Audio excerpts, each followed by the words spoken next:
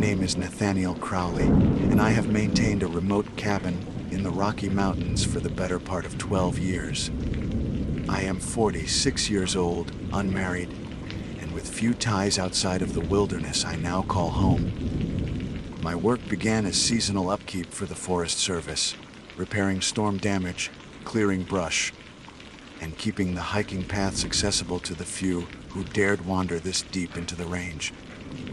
Over time, the position became permanent, and the cabin that was once just a station turned into my home. The isolation suits me, yet it is not solitude alone that governs my existence here.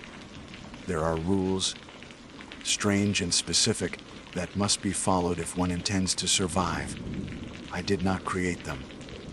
They were passed to me by the last caretaker before he vanished without farewell. I follow them because I have seen what happens when even a single one is ignored.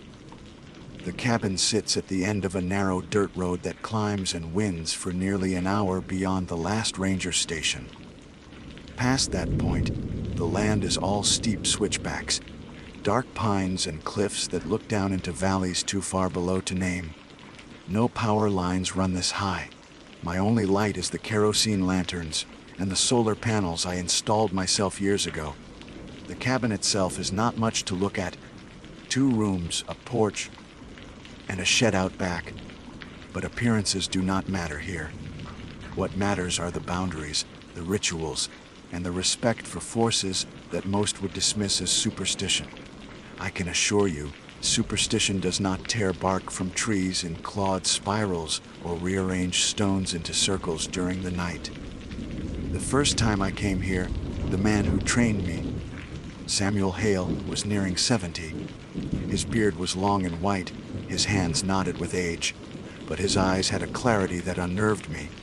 He showed me the rules not with humor or skepticism, but with grave insistence.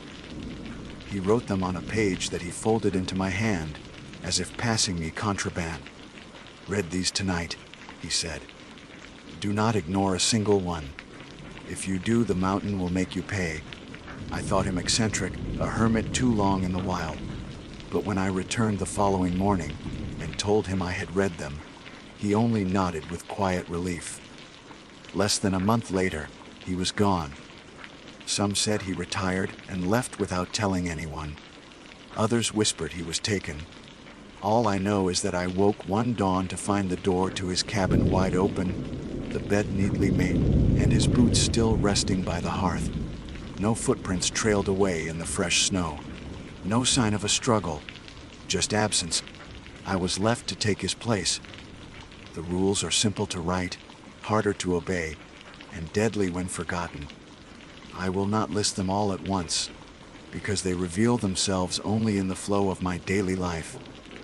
But the first is this: never leave the cabin after midnight, no matter what you hear. The forest is full of voices after dark, and they are not meant for me. At times I have heard crying, like a child lost in the trees. At other times, I hear my own name spoken in a voice that imitates my father's. I have not seen my father in 20 years, yet the sound is perfect, down to the rasp in his throat. The temptation to step outside is strong, but the lock must stay bolted until the first pale light of morning touches the ridge. Samuel warned me that no one who opens the door at those hours survives till dawn. I have held to that rule with a faith stronger than religion. My days are less haunted, though never without unease. I rise early, splitting wood or repairing fences where the elk have trampled. Sometimes I hike the trails to clear fallen branches or check for washouts. It is honest work, grounding work, but I do not linger outside after dusk. The forest changes then. Its silence deepens, the birds retreat, and the wind no longer rustles in a natural pattern. It is as though the trees themselves listen. There is another rule. If you find stones stacked in spirals on the path, do not disturb them. Walk a wide circle around and keep moving. I once tested this, nudging one of the smaller stacks with my boot. By nightfall, I discovered the same spiral reconstructed inside my porch, each stone balanced perfectly atop the next. I did not sleep that night. I have never tested that boundary again. Visitors are rare. Hikers occasionally stumble onto the cabin, tired or lost, and I offer water and directions. Some I warn gently not to camp near the valley below, or not to wander off trails when the mist thickens, but most laugh and dismiss my caution. I do not insist. To survive here, one must learn, and some lessons are cruel. Every year, there are missing person reports in these mountains. I often wonder if the rules Samuel gave me are the only reason my name is not on one of those lists. I recall vividly one night in my 3rd year at the cabin. A storm had rolled in, sheets of rain hammering the roof, lightning flashing against the ridge. I was reading by lantern when I heard the knock. It was soft at first, then insistent. I froze. The rule about midnight is strict: never open the door, no matter who knocks, no matter how desperate the plea. The voice outside was a woman's, trembling, pleading for shelter. She said she was lost cold and would die if I did not let her in.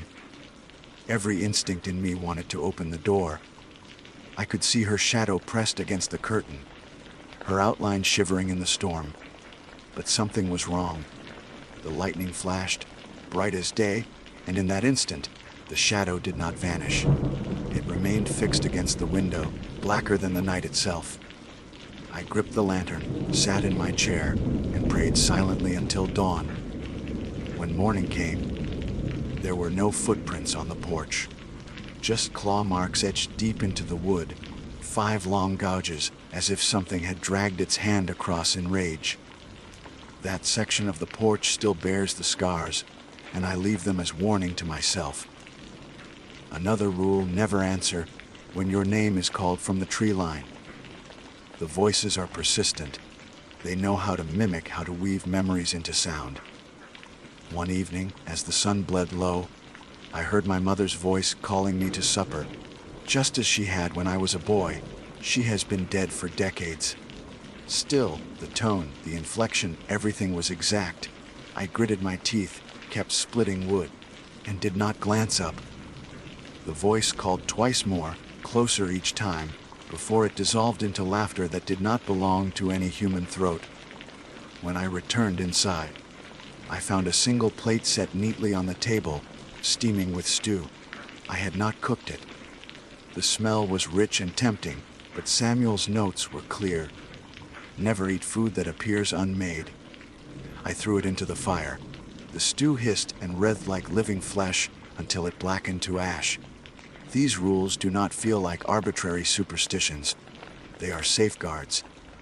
The mountains harbor things older than our maps, hungrier than the predators we record. Sometimes, when the mist clings low across the valley, I catch glimpses between the trees, shapes too tall, too thin, moving with a gait that is both wrong and deliberate. I do not stare long. The rules advise if you see something that does not belong, pretend not to notice. Recognition invites approach. Indifference is protection. I think often of Samuel, of how he vanished. Did he break a rule? Did he finally grow wary of vigilance and let curiosity overtake him? The unanswered questions weigh heavier with each passing year. I keep his old rifle above the hearth, though bullets are useless against shadows. It is comfort, nothing more. The forest is not always hostile. Some days are serene, almost beautiful. The peaks glow gold with sunrise, and the streams run clear with snowmelt. Elk pass through the meadow, unbothered by my presence. In those moments, I almost forget the dread that hovers at the edges of night. But the balance is fragile. I know better than to believe peace means safety. The rules are reminders carved into the fabric of my days. They whisper of a cost that never stops waiting. That is the life I live in the Rockies, maintaining a cabin that is less a home than a fortress. The rules are chains, but they are also the reason I draw breath each morning. I write this account now not to seek pity, but to preserve the warning should I one day disappear as Samuel did. If you find this cabin, if you read these words, do not take them lightly. The mountain is patient. It waits for mistakes, and every mistake has a price. The days after the storm with the shadow at my window carried a weight that never quite lifted. I patched the porch, re-stacked my firewood, and went about the small routines that give life here structure. But I could feel a change. The mountain had pressed closer, as though it was testing me, measuring how far I would bend before I broke. The rules were not suggestions, they were demands, and each time I resisted the lure of a voice, the offering of food, or the whisper of curiosity, I wondered how long before the tests became something I could not endure. It was late September when the air turned sharp and the nights drew long.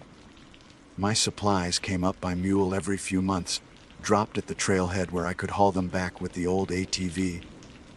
The delivery man, Joel, was the only regular face I saw. He had grown up near the base of the range and knew enough to respect the mountains. But he laughed when I told him about the rules. "You're worse than my granddad," he said once, hoisting a bag of flour from the truck bed. Old mountain men and their ghost stories. I didn't argue. Warnings seldom change the hearts of those who refuse to listen. Still, I made him swear never to walk up to the cabin after dark, no matter how late his deliveries ran. He agreed easily, but I noticed he avoided eye contact when he said it. People like Joel pretend to scoff, but something deep inside them believes, even if they won't admit it. That October, he was late. I waited until twilight before hiking down to the drop point myself, uneasy at the prospect of being caught in the open after sundown. The trail bent through switchbacks lined with pines, their needles rustling like whispers in the wind. By the time I reached the clearing, the last light was fading. The supplies were there, stacked neatly as always, but Joel was nowhere to be seen. His truck tracks cut into the dirt and vanished back down the road. I loaded what I could onto the ATV and hurried back, heart pounding with every crunch of gravel behind me. Twice I thought I heard footsteps matching mine, though when I stopped, the silence was total.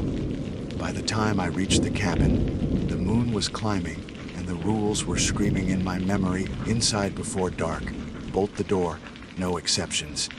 I just made it. That night, the voices returned. They circled the cabin like wolves, whispering, pleading, mocking. At one point I heard Joel's voice, frantic, crying for help. My hands twitched toward the lock before I caught myself. Joel had left hours earlier. Even if something had happened to him, it would not be him outside. The mimicry was too precise, too desperate. I shoved my hands under the blanket and forced myself to breathe through clenched teeth.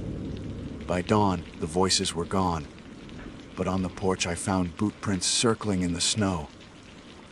They matched Joel's size and tread exactly. They stopped at the threshold of the door and did not return to the trail. A new rule emerged for me then, though Samuel had not written it down: do not assume the voices outside cannot learn from the people who visit. They study, they imitate, and they wait. I resolved to warn Joel directly the next time I saw him, but I never did.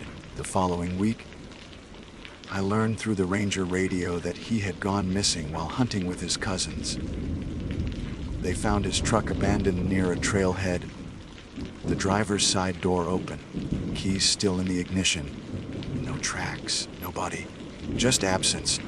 My gut twisted with guilt, though I knew there was nothing I could have done. Still, it reminded me that the mountain is not merciful, and its hunger is not limited to the cabin's boundaries.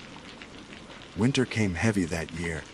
Snow buried the cabin halfway to the windows, and nights stretched into frozen eternities. The rules took on new weight. One of them said, if you hear scratching on the roof, do not look up. It sounds simple enough until you live beneath a roof, where the snow muffles all sound except for that deliberate scrape, claw against shingle, dragging slow and purposeful. The first time it happened, I nearly broke. The noise continued for hours, traveling from one end of the roof to the other, then back again, circling endlessly. I could not sleep, could barely breathe, and every part of me wanted to fling the door open and scan the roof with my lantern. But I stayed put, gripping Samuel's old rifle in my lap, eyes locked on the floorboards until the scratching finally ceased at dawn.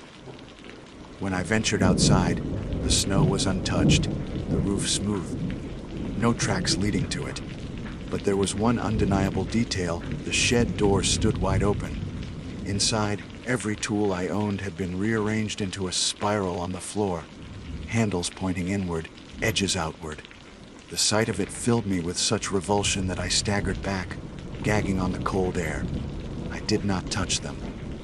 By nightfall, the tools were back in place, every one of them resting neatly on its shelf. I have not entered the shed after dark again. Another rule: never leave offerings. People sometimes ask if I ever tried to appease whatever dwells here by leaving food or gifts at the tree line. Samuel was clear on this point. Offerings are invitations. They show recognition, and recognition is surrender. The mountain takes without gratitude. It does not want worship, it wants weakness.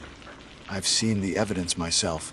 Years ago, a hiker wandered close, muttering prayers as he laid trinkets by the path. Coins, feathers, scraps of food. I watched from a distance, hidden behind the porch rail. He seemed calm, reverent even, whispering as if he were negotiating a truce. The following morning, I found his backpack propped against a stump near the clearing, neatly zipped. Inside were all his belongings, folded carefully. His boots sat beside it. He was never seen again. I burned the trinkets, every last one, and shoveled the ashes deep into the snow. The strangest rule, and perhaps the hardest to follow, is this: once a month, on the first night of the new moon, I must not sleep in the cabin at all. Instead, I am to take the lantern, step outside just after dusk, and sit on the porch until dawn, awake and silent. Samuel called it paying rent.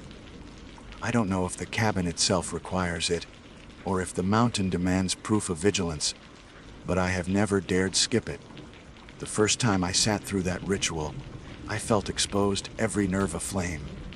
The forest shifted around me, full of movement I could not see. Shapes drifted between the trees, silent and watchful. They never approached the porch, but they circled all night, flickers of impossible limbs gliding through the dark. My lantern guttered twice but never went out. When the horizon finally bled gray with dawn, the shapes melted away, leaving me shivering and hollow.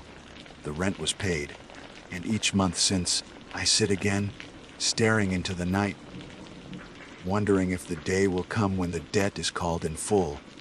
By my fourth winter, the mountain had begun to feel less like a place and more like a presence. The rules were not static. They shifted, expanded, adapted. One morning I found new words scratched into the inside of the cabin door, jagged letters carved by no hand I recognized. They read, Dio nautatistichi, kles tio loenji. I traced the grooves with my finger, my stomach twisting. Samuel's handwriting had been neat and deliberate, but these letters were erratic, frantic. They looked burned into the wood more than cut. I considered sanding them down, but I left them. If the cabin itself offered warnings, I would not dismiss them. That evening, I understood. The trees outside seemed normal, ordinary pines swaying with the wind. But as I stared at them, I noticed their movements were not synced with the breeze. Some swayed against the gust, others bent when the air was still. And the longer I watched, the more I saw faces in the bark, pale impressions like masks stretched taut, mouths open in silent screams. My heart hammered. I yanked the curtain shut and forced myself to breathe. When I checked again at dawn, the trees stood still, ordinary as ever. But the memory of those faces has never faded. Since then, I glance only briefly at the tree line. The cabin's warning was true attention is invitation. There are nights when I think of leaving, packing what I can, hiking down the mountain, never looking back. But I know too much. The rules are not portable. They are bound to this place, to this cabin. If I abandon them, if I turn my back, I fear whatever stalks these woods would follow. Perhaps that is what happened to Samuel. Perhaps his mistake was not breaking a rule, but believing he could escape them. The snow is deep now, the air thin with ice. Each night is a test, and each morning is borrowed. I keep the lantern lit, the locks bolted, and my ears closed to the voices. I have survived so far, but survival here is not guaranteed. It is only ever rented, never owned. The third winter was the hardest, not only for the cold, but for the silence that seemed to grow thicker with every snowfall. Days would pass without the sound of a single bird. Even the creak of branches under snow felt muffled, as though the air itself were being smothered. I learned to dread that quiet more than any howl of wind, because the mountain only grew silent when it was listening. I would sit by the stove, staring at the door, lantern lit, waiting for the silence to break into something worse. The rules kept me alive, but they did not keep me sane. One night in January, I woke to the sound of my own voice. It was not a dream. From the porch came a steady murmur, low and rhythmic, like someone reading aloud. I strained my ears and realized it was speaking the rules, one by one, in my tone, with my cadence. Rule 1, it whispered. Do not leave the cabin after midnight, no matter what you hear. Then, softly, Rule 2, do not disturb the stone spirals. My skin crawled. The voice carried through the thin walls, word for word, the entire list I had memorized. Every rule, even the one Samuel had never written down, even the one about paying rent. My throat tightened, because I had never spoken that one aloud. Not once. When the voice reached the final warning, do not watch the trees too long, it went silent. For a long time I sat rigid in bed, waiting for the next breath, the next step. Nothing came. At dawn, when I dared open the door, there were no prints in the snow, only a perfect circle drawn with a fingertip around the porch, enclosing me like a trap. I erased it with my boot, but I could not erase the knowledge that whatever stalks the cabin knows every secret I hold. I thought of leaving again after that. I packed a rucksack, loaded it with jerky and coffee, maps and flares. But when I tried to step beyond the clearing, a pressure built in my chest, heavy and suffocating. The air thickened.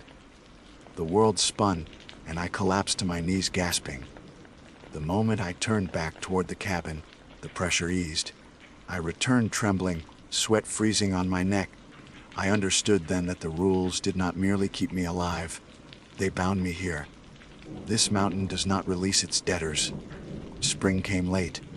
The snow melted slow, revealing ground damp and swollen, trails broken by runoff. With thaw came other dangers. A new rule revealed itself in April: if you see an animal staring too long, do not acknowledge it. I learned this the hard way. A deer wandered into the clearing one morning, its hide patchy, ribs jutting. It stood motionless by the woodpile, staring at me with eyes too wide, too human.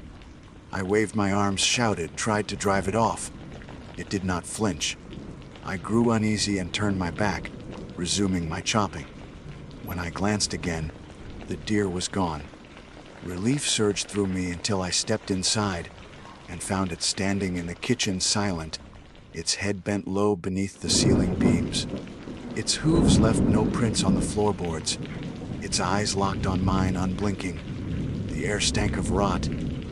I remembered the warning scrawled on the door and forced myself not to move. I sat in my chair, heart pounding, until night fell. When I dared look again, the deer was gone, though the boards still sagged where its hooves had pressed. That night I carved the new rule into the table with my nephew. Do not acknowledge what stares too long. By summer, I barely recognized myself. My beard had grown thick and streaked with gray, though I was not yet 50. My hands were calloused, cracked, my eyes hollow from sleepless nights. Yet I remained alive. Each sunrise was proof that vigilance mattered. Still, I wondered at what cost. The mountain did not want me strong. It wanted me worn thin, brittle. Samuel's notes had never spoken of escape, because perhaps there was none. Perhaps the cabin was not a refuge at all, but a lure, a trap to keep whatever dwells here tethered, needing a keeper, needing rent.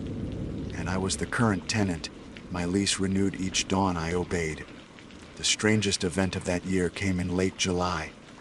I had been repairing the fence along the southern slope when I noticed movement in the tree line. A figure, tall and thin, standing between the pines. At first I thought it was a hiker, tall man, long coat, but then I saw that it had no face, only smooth pale skin stretching unbroken where features should be. It did not move, it only watched. I froze, torn between running and pretending I had not seen. The rules echoed: if you see something that does not belong, pretend not to notice.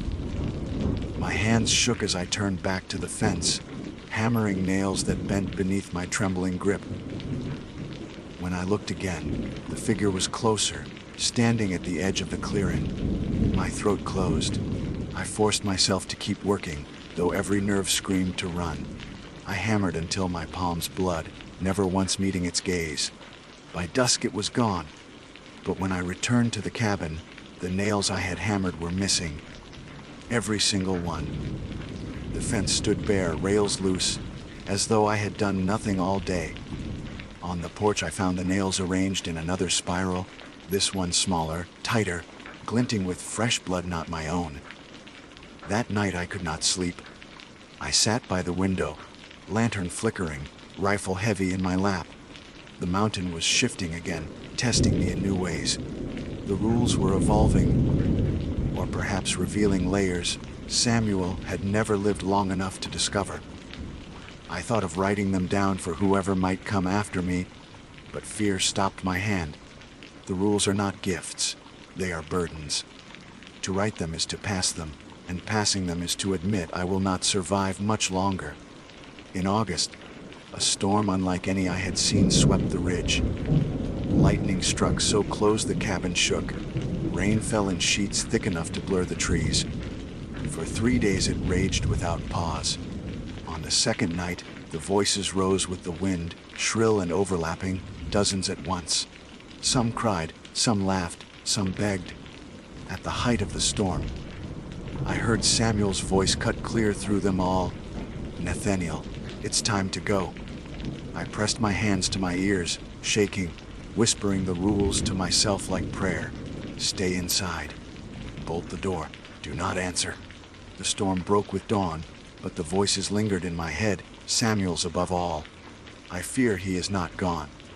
I fear he is one of them now, repeating the lines he once gave me, drawing me toward the same end. September again. The leaves turned gold, the air crisp. With autumn came hunters, though they rarely wandered as far as my clearing. One morning, I found bright orange fabric tangled in the brush, part of a vest, shredded and stained. No tracks, no body. I burned it immediately. That evening, I heard gunshots echo in the valley, sharp cracks that should have faded, but instead drew closer, louder, until they seemed to ring just outside the cabin. I gripped my rifle, heart racing, and when the shots ceased, silence swallowed everything. I did not sleep that night. At dawn, I stepped onto the porch and found empty rifle casings, lined neatly along the railing, each stamped with a symbol I had never seen, twisted like antlers. The rules did not mention this, but I made one myself: never pick up what is left for you. I swept the casings into the fire and watched them curl into blackened ash. The smoke that rose from them stank like burning hair. The longer I stayed, the clearer it became that survival was not about strength or skill, but obedience. The rules were chains, and chains keep you alive at the cost of freedom. I remembered Samuel's hollow eyes, the way his voice had carried a weight beyond exhaustion. He had lived here decades, How many times had he sat through the rent nights, staring into the dark until dawn, never daring to blink too long? And when he vanished, was it because he broke a rule, or because he was finally collected? I cannot shake the thought that my own end will come the same way. Not with blood or struggle, but with absence. One morning, perhaps I will simply not be here.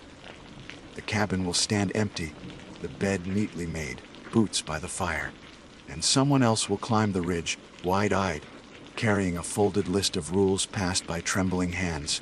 Until then I remain. The cabin stands, the rules hold, and the mountain waits. Always it waits. October brought the first snow earlier than expected, a thin white sheet that blanketed the clearing and muffled every step I took. The cabin creaked under the weight of cold. The stove glowed with its familiar warmth, and yet I could not shake the sense that something was shifting again. The rules had kept me alive for years, but lately I felt as though the mountain itself was bending them, twisting them, looking for loopholes in its own design. I wondered if Samuel had felt this same erosion before his disappearance, as if the fortress of order he had clung to was slowly crumbling beneath him. It began with the mirror. I have only one, a cracked rectangle above the basin. I use it rarely, only when shaving. One evening as the light faded, I glanced at it and froze. The reflection was wrong. The cabin behind me appeared as it always did, lamplight flickering, stove fire low, but my own image was delayed. My mouth moved a fraction of a second too late. My hand raised after I had already lifted it. The delay was subtle at first, like a failing signal, but unmistakable. I slammed the mirror face down and covered it with a towel. A new rule etched itself in my mind: do not look into glass after sundown. Later that night, as I lay in bed, I heard faint scratching beneath the floorboards. Not mice. The sound was too deliberate, too steady, like fingernails dragging in long strokes. I clutched the rifle and waited. The scratching stopped at the first light of dawn. When I lifted the rug, the wood beneath was unmarked, but the air rising from the cracks carried the scent of damp earth and rot. I nailed the rug back down and whispered to myself that the rules are not written in stone but in survival.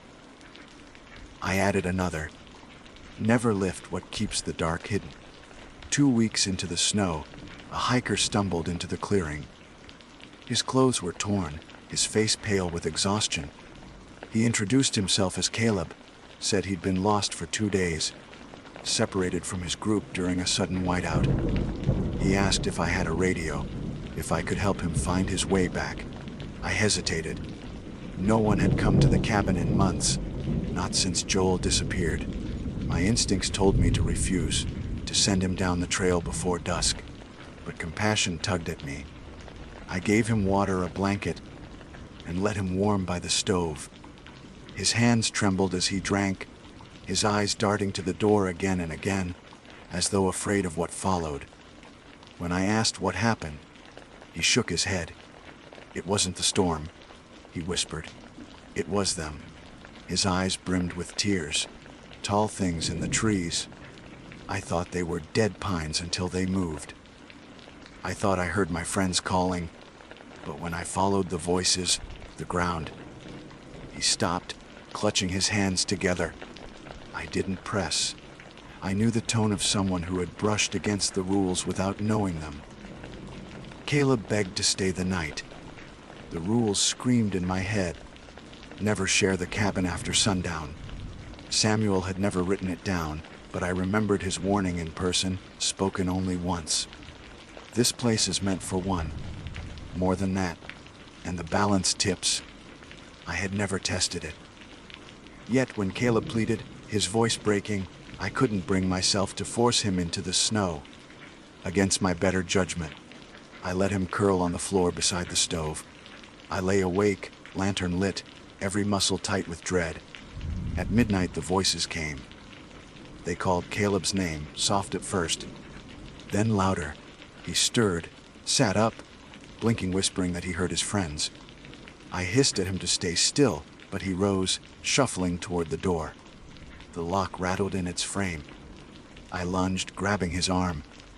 His eyes were blank, pupils blown wide, his lips moving soundlessly as though echoing something I could not hear. He fought with sudden strength, clawing at the bolt. I wrestled him to the floor, pinning him as the voices grew frenzied outside. They laughed, they wept, they begged. The door shook with pounding. Caleb screamed, not at me, but at the voices beyond the walls. "I'm here! I'm here!" I clamped my hand over his mouth until he went limp with exhaustion. The noise outside ceased at dawn. When I lifted myself off him, Caleb was cold. His eyes stared wide, mouth frozen mid-scream, though he had not made a sound in hours. I dragged him outside, weeping bitterly, and laid him in the snow. By evening, his body was gone. No prints led away, only a spiral of melted ice where he had lain.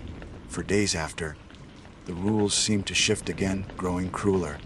I no longer heard just voices. I saw shapes pressing against the window glass, faces I knew. My mother, my brother Joel. They mouthed words I could not hear, their eyes filled with sorrow. Each time I resisted, the shapes grew clearer, more insistent. I boarded the windows with planks, nailed tight, leaving only slivers for light. Still, at night I felt their gazes burning through. The rent night of that month nearly broke me. I sat on the porch as required, lantern at my feet, and the forest came alive. Not just flickers or shadows. This time they stepped clear into the clearing. Figures tall as trees, limbs jointed wrong, heads bent low as though they bore invisible burdens. They circled me slowly, never crossing the line of the porch. Their skin shimmered pale in the lantern glow, and their eyes glinted with a hunger I cannot describe. One paused directly in front of me, leaning closer, so close I could smell the damp rot on its breath. My chest seized. I clenched my jaw, refusing to move, refusing to acknowledge. For hours they lingered, a shifting ring of silent predators. When dawn finally bled over the ridge, they vanished like mist, leaving only deep gouges carved into the snow where their feet had pressed. I nearly collapsed with relief, but that morning I discovered a new horror. Inside the cabin, every rule I had ever written, every carving and note, was gone. The scratches on the table, the words on the door, even Samuel's folded paper, all erased as if they had never existed. Panic swallowed me. I tore through drawers, overturned the bed, searched every board. Nothing remained. It was as though the mountain was stripping me of memory, piece by piece. Only the rules in my head endured, fragile and fallible. In the weeks that followed, I tried to rewrite them, but each attempt vanished by morning. Ink bled into nothing, carvings smoothed overnight. Even when I burned the words into wood, the scars healed clean. The cabin itself would no longer allow the rules to be preserved. It was as though the mountain was confident I no longer needed reminders, that I was fully bound. The pressure grew daily. My dreams turned fevered, filled with images of spirals tightening, trees leaning closer, shadows sitting at the edge of my bed. I began to hear Samuel's voice constantly, whispering over my shoulder, correcting me, warning me. "You forgot one," he would murmur. "Don't you remember?" I would wake gasping, unable to tell if it was dream or truth. Late November, another storm struck. Snow hammered the cabin for 3 straight days, winds shrieking like laughter. On the second night, the door rattled violently. I pressed my weight against it, bolt straining. From outside came a chorus of voices chanting my name. Over and over, faster, louder, until it became one deafening roar. My ears bled with the force of it. I screamed back that I would not open it, never, and suddenly silence fell. Not just outside, inside too. The stove hissed out, the lantern flickered dark, and I was left in a void so absolute I thought I had gone deaf. Then came the knock, one slow, deliberate. The sound reverberated through the bones of the cabin. A second knock followed, Then a third. No voice this time, no plea. Just patient knocking, steady as a clock. It went on until the first light of dawn touched the window. When I dared look, the door was untouched. But beside the threshold, etched deep into the wood, was a new line, RNTSDUE. That was when I knew the balance was changing. The rules were no longer just to keep me alive. They were binding me to something larger, some contract I never agreed to but am forced to uphold. Rent is not just vigilance. Rent is flesh or blood or souls like Caleb's. I fear the day will come when my survival will require payment greater than endurance. The snow deepens daily. I wake each morning to silence, dread pressing on me like the weight of the peaks themselves. My body grows weaker, my beard whiter, my mind frayed by sleepless nights. I cling to the rules in my memory, chanting them like prayers. Yet I cannot help but wonder how long until the mountain demands a payment I cannot give. December is when the mountain becomes unbearable. The snow packs so deep that sound dies before it travels. The cold eats through every seam of clothing, every chink in the walls. I used to think isolation was the hardest part.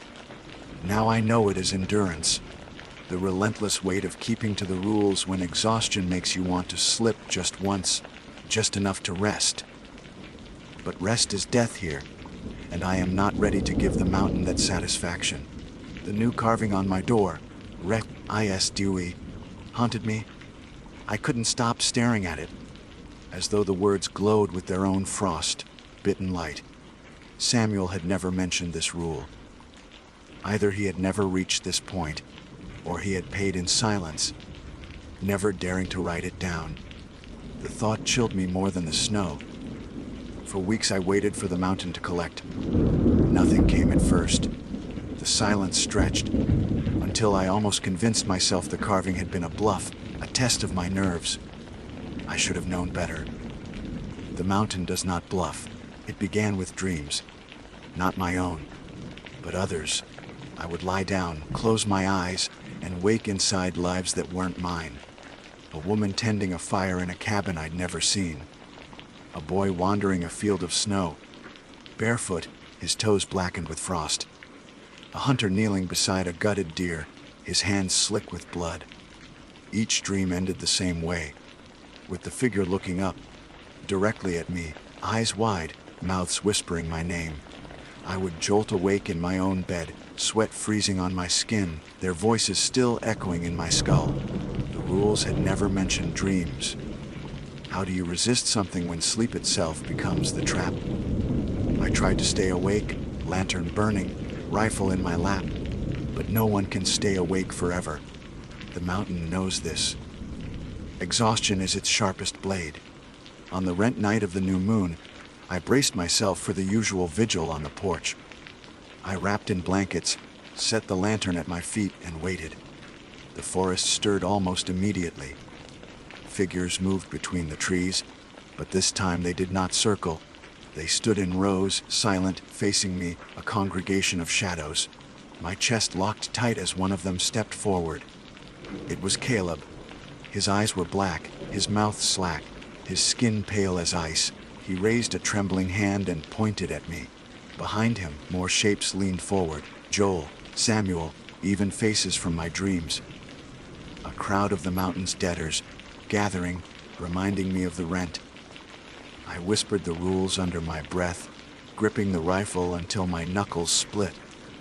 The figures did not cross the porch line, but they didn't need to. They stood until dawn, until my vision blurred and my mind frayed. When the first light bled over the ridge, they vanished, leaving the clearing scarred with hundreds of overlapping spirals. Rent had not been paid. Rent had only been deferred. The next day, I found a dead rabbit on the porch, throat slit clean. Its blood had been used to scrawl a symbol I had never seen, 3 jagged lines intersecting in a crude spiral. The message was clear enough: payment must be blood. I buried the rabbit deep in the snow, whispering apologies, but I knew it wasn't enough. The mountain does not accept what it gives. It only takes what belongs to you.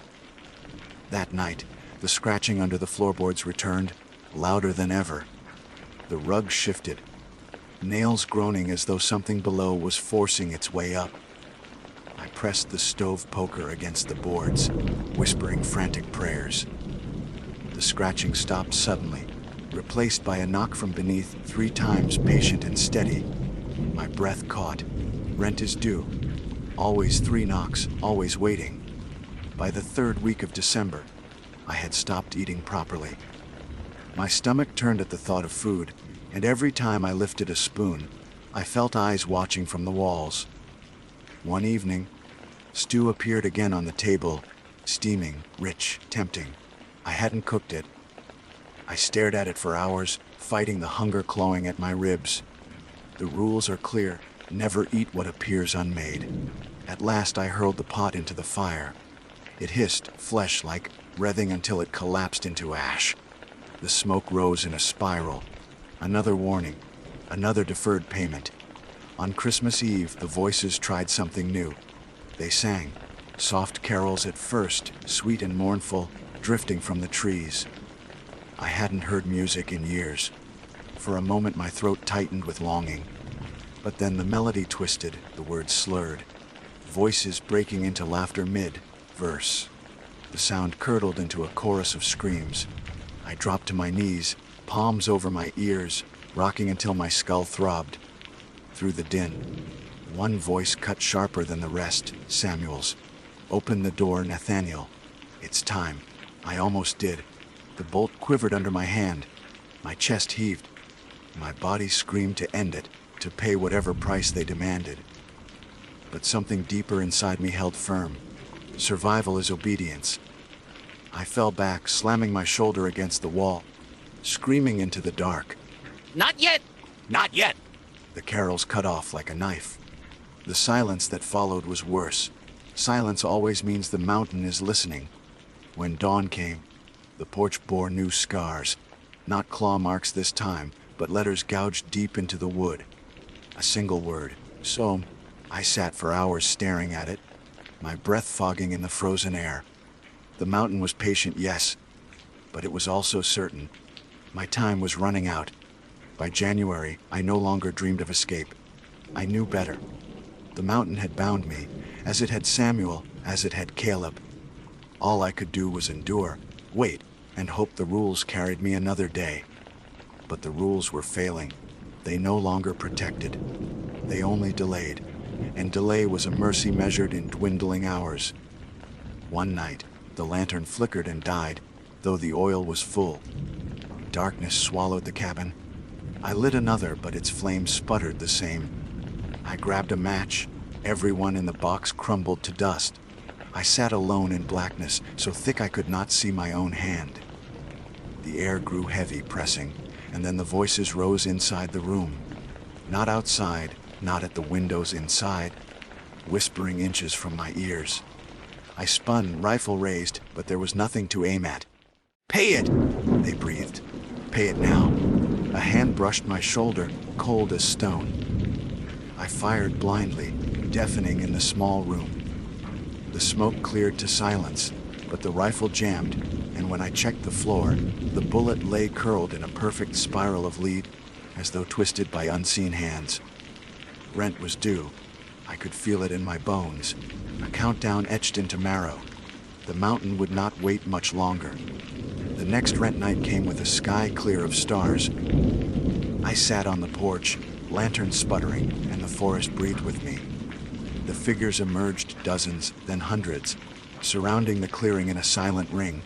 They did not move, did not whisper. They only watched. In their midst stood Samuel. His eyes were gone, hollow pits. His mouth opened, and for the first time, his voice did not plead. It commanded. "Choose." I froze. My throat dried. Choose what? Myself? Another? The rules had never prepared me for this. The figures leaned closer, a wave of pressure pushing against the porch. "Choose." They whispered in unison, voices rattling my teeth. I screamed into the night. "No, I won't." But the word hung dead in the air. The crowd did not move, they waited. The rent would not be denied. When dawn came, they vanished. But inside the cabin, I found something waiting. A journal, old and worn, lying on the table where no book had been before. I opened it with shaking hands. The handwriting was Samuel's. Pages filled with rules I had never seen, warnings darker than any I knew. The final page bore one line, written in jagged ink: "Payment is blood, not yours, another's. Bring them or be taken." My stomach turned. The mountain had not spared me out of kindness. It had preserved me as a lure, just as Samuel had lured me years ago. The cabin is not a refuge. It is a trap, a tall booth in the wilderness, always demanding payment from someone, anyone, to keep the balance. Samuel had paid with me. Caleb had paid with himself. Now it was my turn to collect or surrender. I slammed the journal shut and shoved it into the stove. The flames devoured it hungrily, pages curling into ash. But the words had already burned into my mind. The rules had shifted into commandments I could not ignore. Payment would be demanded soon, and if I could not deliver another soul, the mountain would take mine. The spiral tightens. Rent is due. The journal's ashes lingered in the stove, but I could not burn away what I had read. Payment is blood, not yours, another's. Those words repeated in my head until they drowned out the silence of the mountain. For days, I walked the clearing like a man already condemned, muttering the old rules under my breath, trying to cling to the protections that had carried me this far. But they felt thin now, paper against a flood. The mountain had changed the terms. My rent was due. The snow thickened to the windowsills, pinning me deeper into the wilderness. I ate sparingly, slept rarely, and dreamed constantly. Always the same dream: Samuel, standing at the tree line, holding out his hand, whispering, "You know what to do." Behind him, faces stared with empty eyes. Joel, Caleb, strangers I'd never met, but somehow recognized from the other dreams. They stood in spirals, waiting. My waking hours were no better. The whispers crept into the cabin even by daylight, faint but insistent. Bring them. Bring them. At first I thought it was madness. Cabin fever, isolation, hallucinations born from hunger and cold. But then the proof appeared. On the porch one morning I found footprints. Not mine, not bare animal tracks, but fresh boots leading from the tree line to the door and stopping there. No trail away, no sign of retreat. As though someone had come and waited, invisible, inches from the threshold. The mountain was taunting me, dangling the promise of a choice. Deliver someone, or be delivered myself. I stayed inside for 3 days. Curtains drawn, stove choking with smoke. But on the 4th, I heard an engine echoing up the valley. At first I thought it was imagination, but then the sound grew closer. I stumbled to the window and saw headlights bobbing along the old dirt road. A truck. Real. Alive. Human. I nearly wept. It was a group of 3. 2 men and a woman, geologists. Judging by the equipment they unloaded.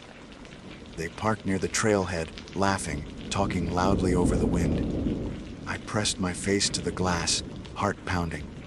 I should have gone to warn them, told them to turn back before nightfall. That had always been my role, my duty. Instead, I stood frozen, the words from Samuel's journal burning like fire. Not yours, another's. I wrestled with it all day, pacing, muttering, gripping the rifle, then setting it down. Warn them or lure them? Save them or save myself? By dusk, the decision was made for me. I watched from the tree line as the trio set up camp near the clearing, pitching bright orange tents, laughing around a fire. They were close, too close. Already the forest had begun to bend toward them, branches creaking in unnatural rhythm.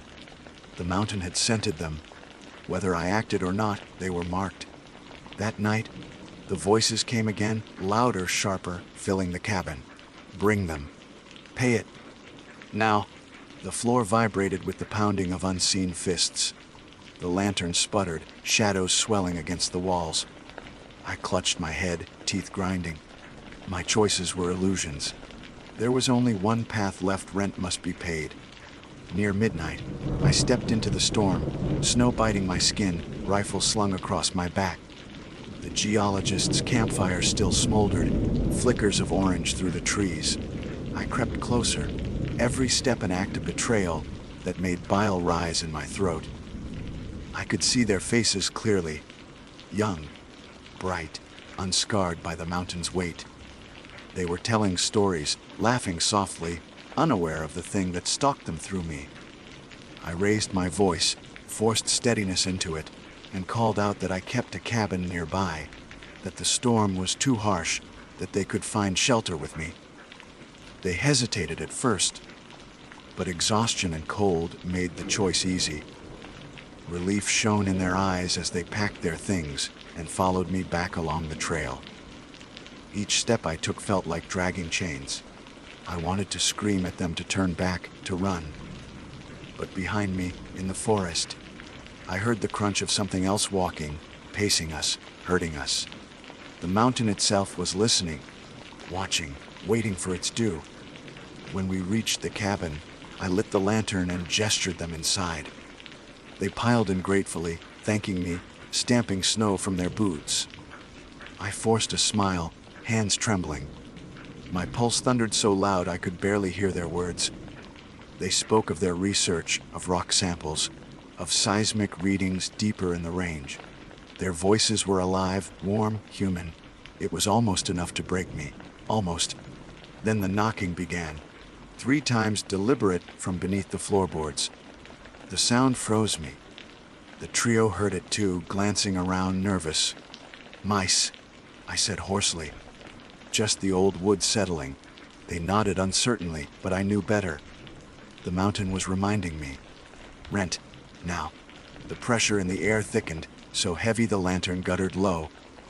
Shadows wreathed along the walls, twisting into spirals. One of the men frowned, stepping toward the door. "We should go," he whispered to his companions. "Something's not right." He reached for the bolt. My body moved before my mind caught up. I slammed the rifle butt against the doorframe, blocking him. My voice cracked like a stranger's. "Stay. Inside." They recoiled, eyes wide with sudden fear. I wanted to tell them everything. The rules, the rent, the mountain's hunger. But the words stuck in my throat. Behind me, the knocking grew louder. Faster, until it was a constant pounding.